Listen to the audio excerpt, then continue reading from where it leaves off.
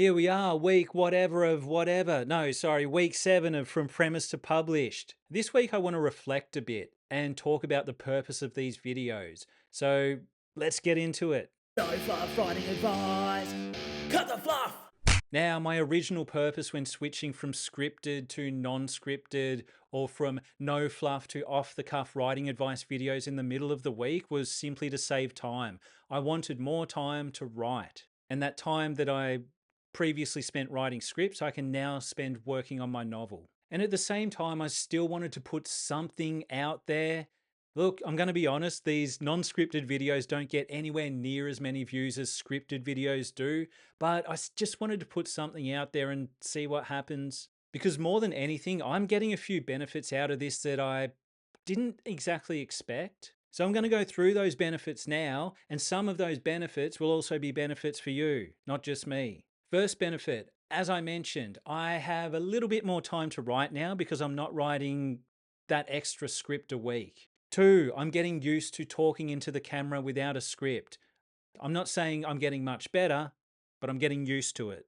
3, these videos are giving me content ideas for scripted shorts. So after I record these videos, I usually sit on it for a few days, think about it, think about what points, key points I want to take out of it, and I do release a more scripted, polished short. So if you're not into my unscripted rambling, the scripted shorts are still there. And once this whole thing's over, once this book's published, if it ever gets to that stage, the longer scripted writing advice videos will return. And the fourth and last point, and probably the most important because this one could benefit you as well, I've pretty much been writing for 7 years now. There was 3 years of uni studying creative writing. During that time on the side, I wrote 6 fiction manuscripts, and now I've been writing, ghostwriting and editing for another 4 years. So look, after 7 years of doing a thing, it becomes very instinctual. A lot of autopilots involved, and I'm not necessarily, or I wasn't necessarily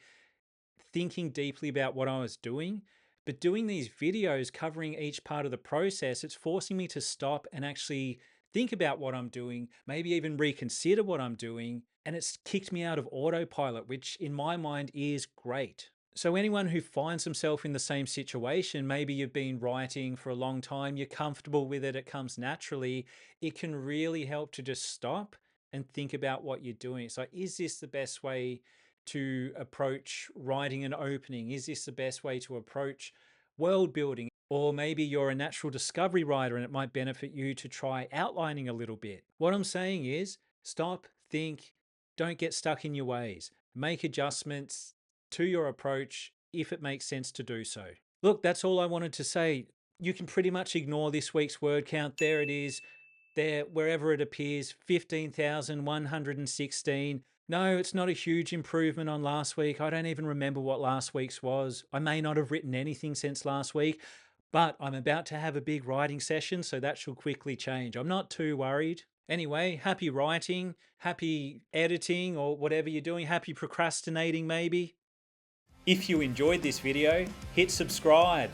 If you didn't enjoy this video, hit subscribe anyway, and hate watch my content. That's always fun.